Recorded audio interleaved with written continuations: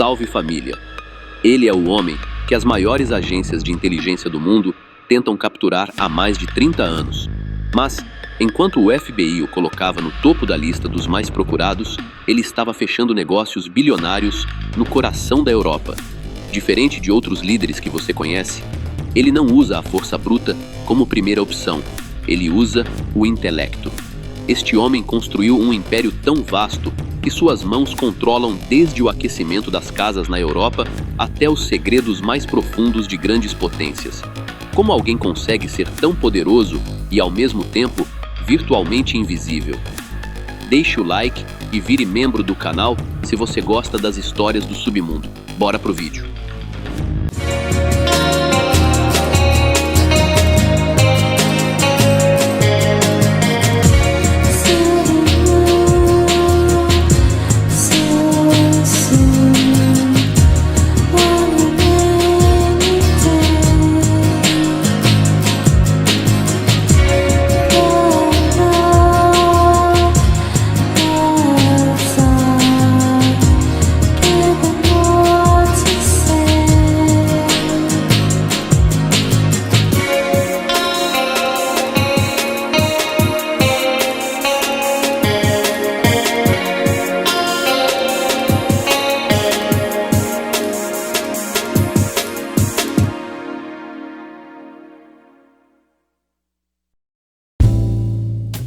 Os primeiros passos de Mogilevich são um verdadeiro quebra-cabeça. Sabemos que ele não era um amador. Ele se formou em economia pela Universidade Nacional Ivan Franko, em Lviv. E foi justamente esse conhecimento técnico que ele usou para dar o seu primeiro grande salto nos anos 70. Naquela época, ele começou a operar no mercado paralelo de câmbio, algo que era estritamente controlado pelo governo. Isso rendeu a ele 2 passagens pelo sistema penal, uma em 74 e outra 3 anos depois.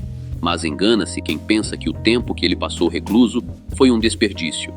Pelo contrário, foi ali, entre as grades, que ele construiu a rede de contatos que transformaria seus negócios em um verdadeiro império.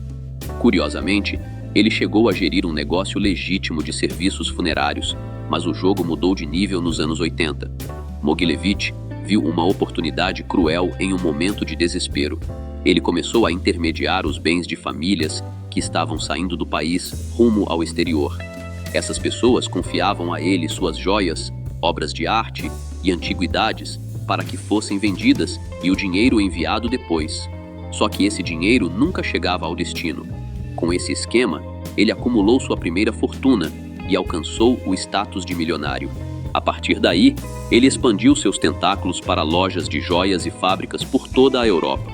Mas essas lojas eram, na verdade, uma fachada sofisticada para um mercado ilegal de relíquias roubadas de museus, colecionadores e até templos religiosos. O que parecia um negócio de luxo era, na verdade, o centro de uma operação internacional de alto nível. Nos anos 80, Mogilevich começou a estreitar laços com um grupo que parecia saído de um filme de ação, a gangue Lyubertsy.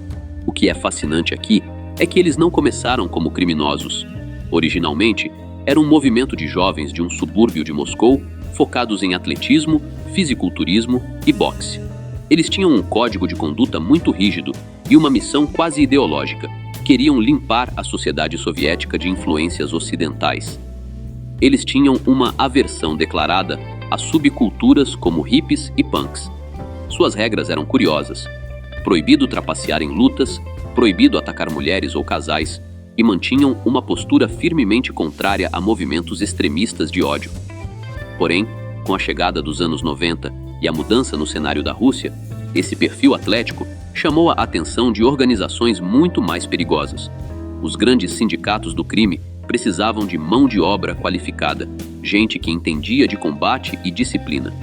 Foi assim que esses atletas, junto com ex-policiais e militares, acabaram sendo absorvidos pelo crime organizado. E não parava por aí.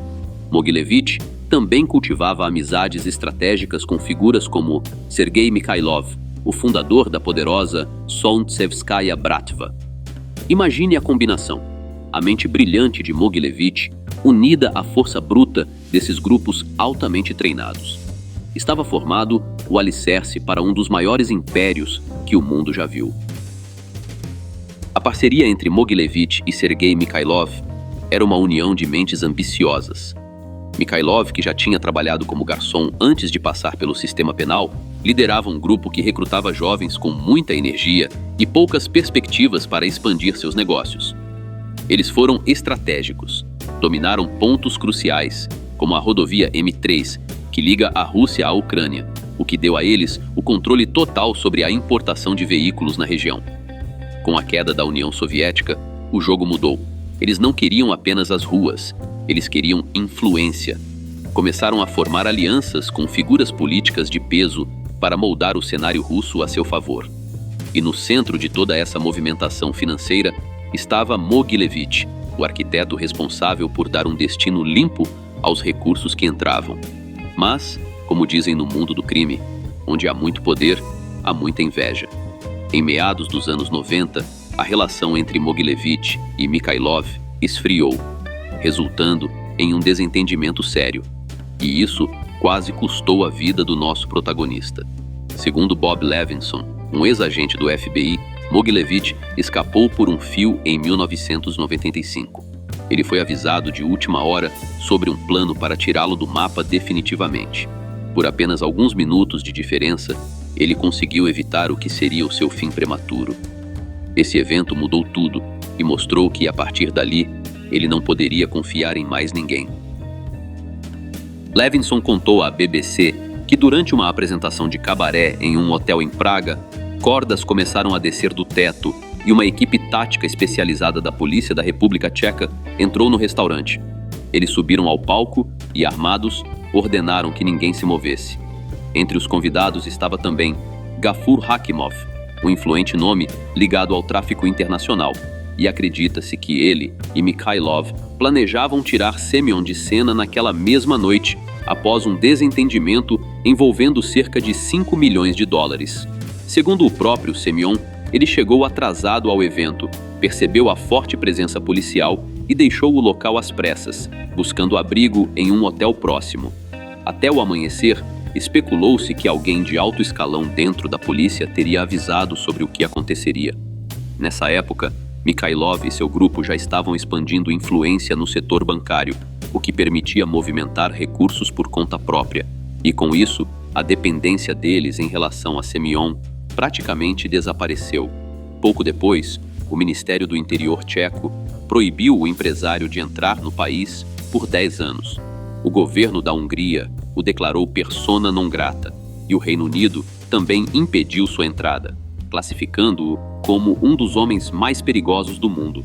Em maio de 1990, Semyon registrou a empresa Aragon Limited em Alderney, nas Ilhas do Canal, uma região conhecida por abrigar estruturas fiscais vantajosas. Oficialmente, a companhia atuava no comércio de bens de consumo e até tinha um contrato com a ferrovia ucraniana para fornecimento de óleo.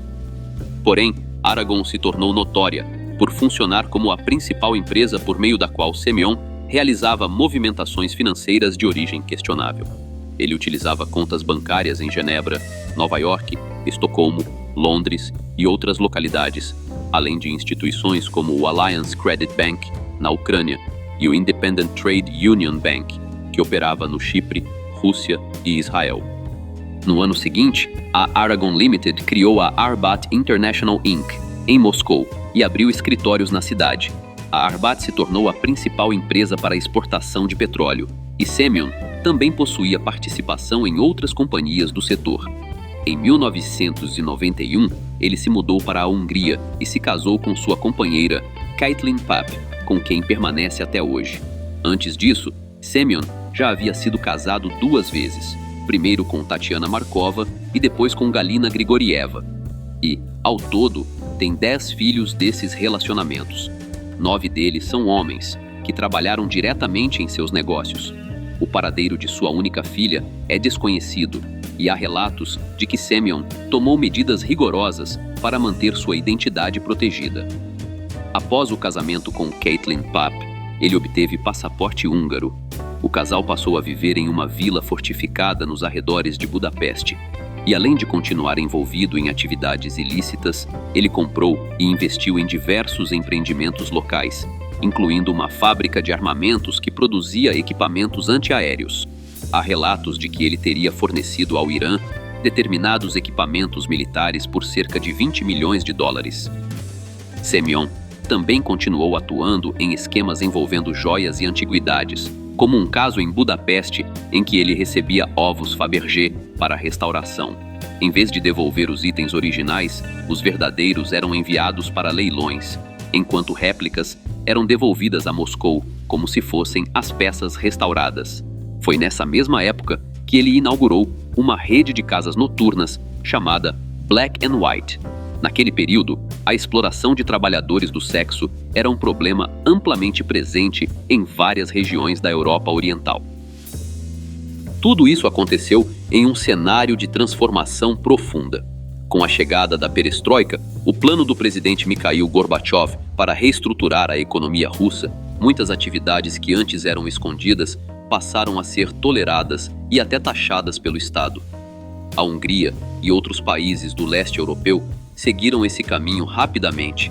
Infelizmente, a crise econômica empurrou muitas pessoas para situações de vulnerabilidade, e foi nesse cenário que organizações oportunistas se estabeleceram. Budapeste se tornou o epicentro de uma indústria de entretenimento adulto muito agressiva. Semyon, sempre um passo à frente, estabeleceu casas noturnas em Praga e Budapeste que serviam como fachada para operações muito mais obscuras e lucrativas, explorando esse novo mercado sem restrições. Mas o grande salto de Semyon não foi nas ruas, e sim nos escritórios de luxo. Em meados dos anos 90, ele conseguiu, em segredo, o controle do Inkombank, um dos maiores bancos privados da Rússia. O acordo foi feito diretamente com Vladimir Vinogradov, que na época era um dos homens mais ricos do país. Ter um banco significava ter o poder supremo sobre o fluxo de capitais. No entanto, o império financeiro tremeu em 1998, quando a crise financeira russa devastou a economia. O Banco Central revogou a licença do Inkombank, levando a instituição ao colapso total. Para muitos, era o fim de uma era, mas para Semyon era apenas o sinal de que ele precisava mover suas peças para um novo tabuleiro. Entre 1997 e 1998, os olhos do FBI se voltaram definitivamente para Semyon. O motivo? Um esquema audacioso que resultou no desvio de 150 milhões de dólares de investidores. Esse golpe foi tão sofisticado que garantiu a ele um lugar na temida lista dos 10 fugitivos mais procurados do mundo. O esquema girava em torno de uma empresa canadense chamada IBM Magnex, sediada perto de Filadélfia. Segundo o agente especial Peter Covenhoven, Semyon tinha controle total sobre as ações da companhia, mesmo sem nunca ter colocado os pés na região. Ele operava sem fronteiras, usando táticas de engenharia financeira, fraudes eletrônicas e movimentações internacionais para enganar o mercado. Embora o FBI foque nos crimes financeiros dentro dos Estados Unidos, relatórios de inteligência apontam que Semyon estaria envolvido em operações muito mais pesadas ao redor do globo, desde o comércio ilegal de equipamentos de defesa até o controle de redes internacionais de serviços ilícitos. O ex-agente Bob Levinson o define como um estrategista brilhante. Semyon usava o disfarce de um grande homem de negócios internacional para convencer a todos de que as acusações não passam de um erro das autoridades. Ele costumava dizer: "Olhem minhas contas e meus contatos. Tudo isso é um mal-entendido." E ele não estava sozinho. O CEO da sua empresa, Jacob Bogatin, também tinha conexões duvidosas. Quando questionado sobre a reputação sombria de seu chefe, Bogatin desconversava com frieza, sugerindo que perguntas desse tipo deveriam ser feitas ao Departamento de Relações com Investidores. Vale lembrar que o próprio irmão de Jacob, David Bogatin, já era uma figura conhecida por esquemas milionários envolvendo impostos sobre combustíveis. Semyon não era apenas um líder, ele era o mestre em usar a burocracia do sistema financeiro para se tornar intocável. A queda parecia próxima quando um de seus aliados mais próximos foi detido. Esse associado tentou se esconder na Polônia, onde abriu novas contas e até adquiriu apartamentos de luxo em torres famosas, como a Trump Tower, em Nova York. Mas a justiça o alcançou. Ele foi extraditado para os Estados Unidos e condenado a 8 anos de prisão. Mas e o chefe dos chefes? Em 2007, a BBC conseguiu o impossível: uma declaração direta de Semyon sobre o esquema da IBM Magnex. Com um tom de deboche que virou sua marca registrada, ele respondeu: "Se eles acham que houve alguma irregularidade, cabe a eles provar. Infelizmente, eu não tenho acesso aos arquivos do FBI. O esquema não era pequeno. Envolvia diversos líderes do submundo e foi exposto por um corajoso jornalista canadense. Em 2003, Semyon e seus cúmplices foram formalmente indiciados por 45 crimes na Pensilvânia. Mas aqui está o detalhe que frustra as autoridades até hoje. Como ele nunca colocou os pés em países com tratados de extradição com os Estados Unidos, ele permanece um homem livre, e a escala dos seus negócios só crescia. Em 1999, o New York Times revelou uma investigação bombástica. Semyon teria usado uma empresa chamada Benex Worldwide para movimentar impressionantes 10 bilhões de dólares através do Banco de Nova York. Além do poder financeiro, sua influência era implacável. Relatos da época apontam que ele teria tentado silenciar jornalistas que ousaram investigar seus passos por anos. Semyon não é apenas um nome em uma lista de procurados. Ele é a prova viva de que, com inteligência e as conexões certas, alguém pode se tornar praticamente invisível para a justiça global. Um ano depois, em 1998, o jornalista Robert Friedman escreveu um artigo para o Village Voice detalhando as ações de Semyon e a reputação perigosa que ele havia construído. O texto foi baseado em diversos documentos recebidos tanto do FBI quanto de serviços de inteligência de Israel. Cerca de um mês após a publicação, o FBI informou Friedman que um integrante de um grupo criminoso havia planejado um ataque contra ele. Embora, na época, os detalhes fossem limitados, o New York Times noticiou que o mandante seria Semyon, que teria oferecido $100 mil pelo atentado. A ameaça foi identificada em uma interceptação telefônica realizada por autoridades norte-americanas. Friedman chegou a se esconder por um curto período, mas logo retornou a Nova York. Aquela, porém, não era a primeira ameaça que recebia em sua carreira. Ele era um jornalista extremamente dedicado, conhecido por investigar e expor organizações criminosas. Entre seus trabalhos, havia matérias detalhando como grupos russos haviam conseguido influenciar a National Hockey League por meio de intimidações e pressões internas. Depois da publicação de um desses artigos, ele recebeu até mesmo um cartão de Dia dos Namorados enviado por Vyacheslav Ivankov, um dos nomes mais temidos da criminalidade russa, um gesto que soava mais como aviso do que como cortesia. O artigo de Robert Friedman, intitulado "O Mafioso Mais Perigoso do Mundo", desenhou o perfil de um homem frio, calculista e implacável. Ele descreveu a ascensão da chamada Máfia Vermelha, um grupo que, em apenas 6 anos, chegou ao topo do submundo global. A força de elite desse grupo era composta por jovens treinados por veteranos de guerra, usados para resolver qualquer resistência aos negócios de Semyon. Empresários que se recusavam a colaborar sofriam consequências tão severas e brutais que até mesmo organizações rivais ficavam aterrorizadas com o nível de retaliação. Essa eficiência cruel, aliada a uma mente brilhante, rendeu a ele o apelido de Dom Inteligente. Diferente de muitos líderes do crime, Semyon era um homem com educação acadêmica superior e um estrategista nato. Seu alcance era global, de Budapeste a Nova York, da Califórnia a Nova Zelândia. Um de seus aliados mais próximos, Monia Elson, chegou a declarar que Semyon era seu melhor amigo e o homem mais poderoso do planeta. A lealdade entre eles era tamanha que, após Elson sofrer um atentado em Nova York, Semyon organizou sua fuga imediata para a Itália, integrando-o em novos esquemas financeiros até que a justiça finalmente o alcançasse. No final dos anos 90, os documentos revelavam uma realidade assustadora. Semyon estava envolvido em quase todas as atividades ilícitas imagináveis. Ele controlava o fluxo de mercadorias proibidas, desde relíquias históricas até materiais nucleares.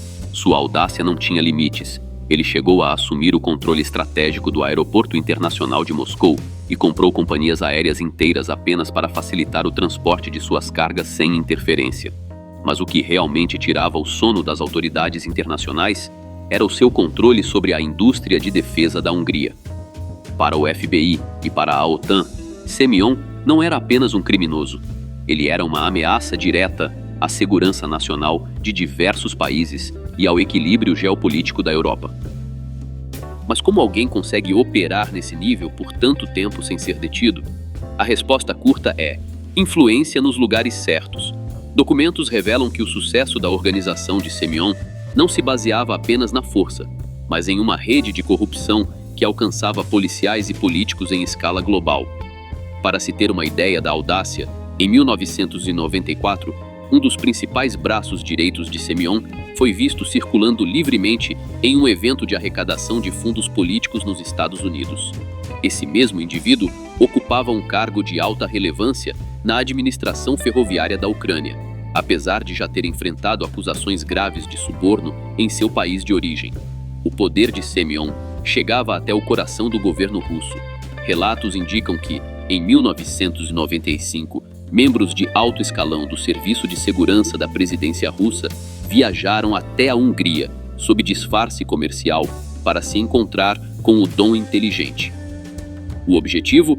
Trocar informações estratégicas que poderiam influenciar campanhas políticas na Rússia. E sua influência não parava na política. Ela chegava aos tribunais. O FBI aponta que Semyon teria usado seus recursos para influenciar a liberdade de seu aliado, Vyacheslav Ivankov, aquele mesmo que enviou a mensagem intimidadora ao jornalista Robert Friedman. Ivankov estava cumprindo pena na Sibéria por crimes graves, mas graças às conexões e ao poder financeiro de Semyon, ele conseguiu retornar às ruas. Semyon não apenas quebrava as leis, ele parecia ser o dono das peças do jogo, movendo figuras influentes como se fossem peões em um tabuleiro internacional. Mesmo estando na lista dos mais vigiados do FBI e proibido de entrar em solo americano, Semyon sempre dava um jeito. Usando identidades falsas e vistos obtidos em Tel Aviv, ele cruzou a fronteira dos Estados Unidos diversas vezes para se encontrar com seus aliados mais próximos. Estima-se que mais de 30 milhões de dólares tenham circulado pelo país através de dezenas de empresas de fachada ligadas ao seu império financeiro. Mas o capítulo mais chocante dessa história envolve a inteligência alemã, o BND. Em 1998, uma rede de TV alemã revelou um pacto secreto. As autoridades da Alemanha teriam contratado Semyon como uma espécie de consultor para obter informações sobre o submundo russo. Essa notícia caiu como uma bomba entre outras agências europeias, policiais da Bélgica e de outros países, que passaram anos tentando prender o dono inteligente, ficaram de mãos atadas. Afinal, como investigar alguém que se tornou uma fonte oficial do governo vizinho? Aparentemente, a inteligência alemã estava sendo bloqueada por burocracias políticas e viu em Semyon a única saída para entender o que acontecia em Moscou. E o Reino Unido também sentiu o peso da sua influência. Em 1994, a polícia britânica começou a rastrear fluxos de capital que vinham de operações internacionais duvidosas e passavam por escritórios de advocacia em Londres. O investigador John Wanless declarou ao Sunday Times que Semyon já era um dos maiores nomes do crime global, com uma fortuna pessoal estimada em 100 milhões de dólares. Ele se tornou um alvo prioritário por causa do seu impacto financeiro na City de Londres. Em 1999, investigadores tentaram interrogá-lo sobre o escândalo do Banco de Nova York, mas, como era de se esperar, ele permaneceu inalcançável. Semyon não era apenas um fora da lei, ele era um jogador que conhecia todas as regras do sistema e sabia exatamente como usá-las a seu favor. Em janeiro de 2008, o mundo parou com uma notícia inesperada. Aos 61 anos, Semyon havia sido capturado. A operação foi digna de um cerco militar. Cerca de 50 policiais cercaram o chefe dos chefes na saída de um supermercado em Moscou. Seus guarda-costas também foram levados. Naquele dia, ele não parecia um bilionário. Usava jeans, uma jaqueta de couro e um boné, tentando passar despercebido sob o pseudônimo de Sergei Schneider. Mesmo sendo procurado há 15 anos por agências do mundo todo por fraudes e movimentações ilícitas, o motivo oficial da sua prisão em solo russo foi outro: evasão de divisas. Junto com ele, foi preso Vladimir Nekrasov, um magnata do setor de cosméticos e dono da famosa rede de lojas Arbat Prestige. As autoridades russas exigiam o pagamento de mais de 5 milhões de dólares em impostos e multas. Parecia que o império de Semyon finalmente cairia. Mas, no mundo do dono inteligente, nada é tão simples. Em julho de 2009, após pouco mais de um ano detido, ele e seu sócio foram postos em liberdade. O motivo? Os prazos legais para mantê-los presos haviam expirado. O Ministério do Interior chegou a declarar que as acusações não eram de natureza grave e que não havia razão para mantê-los atrás das grades. A reviravolta final veio em 2011. O caso foi totalmente encerrado por ausência de crime. Semyon e Nekrasov alegaram que tudo não passou de uma armação de rivais que queriam tomar seus negócios. E se o FBI ainda tinha esperanças de colocá-lo em um tribunal americano, a Rússia foi categórica. A Constituição do país proíbe a extradição de seus cidadãos. Semyon voltou para as sombras, provando que, para alguns, as fronteiras e as leis são meros detalhes em um mapa. O que realmente tira o sono das agências de inteligência não é apenas o passado de Semyon, mas o seu controle sobre algo vital: os gasodutos da Europa Oriental. Antes dos conflitos recentes na região, a Rússia fornecia quase 40% do gás consumido pela Europa, e Semyon, com sua visão estratégica, já planejava ter uma fatia desse bolo desde os anos 90. Especialistas em crimes financeiros afirmam que nada na trajetória dele foi por acaso. Em 1991, sua empresa, a Arbat International, começou a operar no setor de energia. Anos depois, surgiu a Ural Transgas, que se tornou a principal ponte entre a Ucrânia e o Turcomenistão. Mas o verdadeiro mistério envolve a sucessora dessa empresa, a Rosukrenergo, RUE. Oficialmente, a RUE era ligada ao bilionário ucraniano Dmytro Firtash e servia como a única importadora de gás da gigante russa Gazprom para a Ucrânia. Durante anos, suspeitou-se que as mãos de Semyon moviam as engrenagens dessa companhia bilionária. Em 2010, a então primeira-ministra da Ucrânia, Yulia Tymoshenko, afirmou ter provas documentais de que estruturas obscuras estavam por trás dessa operação. Tymoshenko tentou remover esses intermediários e chegou a fazer acordos diretos com o governo russo, mas as peças no tabuleiro pareciam não se mover. O próprio Firtash, embora negasse uma sociedade direta, admitiu algo revelador. Ele teria pedido permissão a Semyon para operar negócios na Ucrânia ainda nos anos 80.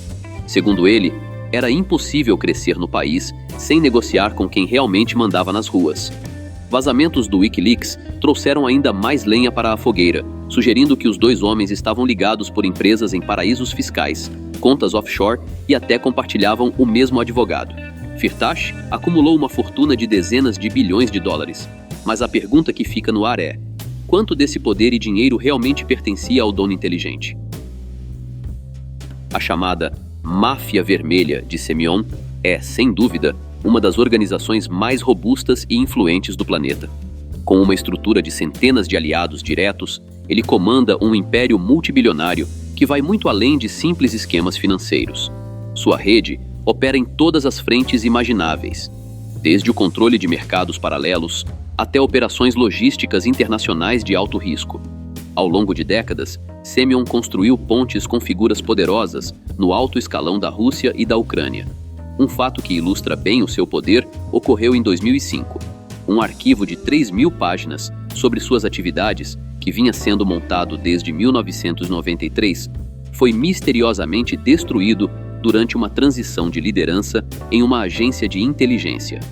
Mesmo com ordens diretas para que nenhum documento fosse descartado, as provas contra ele simplesmente viraram fumaça. Ele não apenas sobreviveu, ele prosperou. Semyon expandiu seu domínio criando alianças com os grupos mais temidos do mundo, desde sindicatos do leste europeu até organizações tradicionais da Itália. Sua habilidade em estar sempre um passo à frente muitas vezes contando com a vista grossa de agências internacionais, o tornou, na prática, intocável. O jornalista Robert Friedman resumiu bem: o talento financeiro e as conexões de Semyon o transformaram em um fantasma dentro do sistema. Para o FBI, a realidade é ainda mais sombria.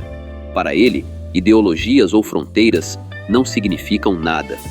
No mundo de Semyon, só existem duas moedas que importam: o poder absoluto e a influência total. Por fim, ele permanece como o lembrete de que, nas sombras do poder global, existem figuras que as leis comuns parecem não conseguir alcançar. Salve, família! Semyon Mogilevich é mais do que apenas um nome em uma lista de procurados.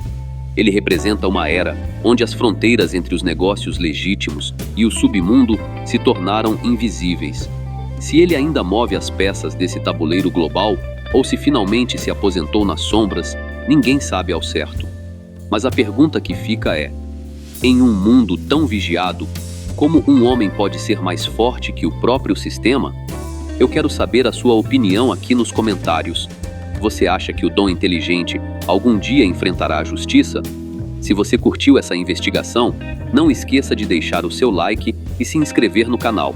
Isso ajuda a gente a continuar trazendo as histórias que o mundo prefere esconder. Até a próxima. Galera, rapidinho, se vocês curtem o conteúdo aqui do canal e querem dar aquela força sem gastar nada a mais por isso, prestem atenção nessa dica.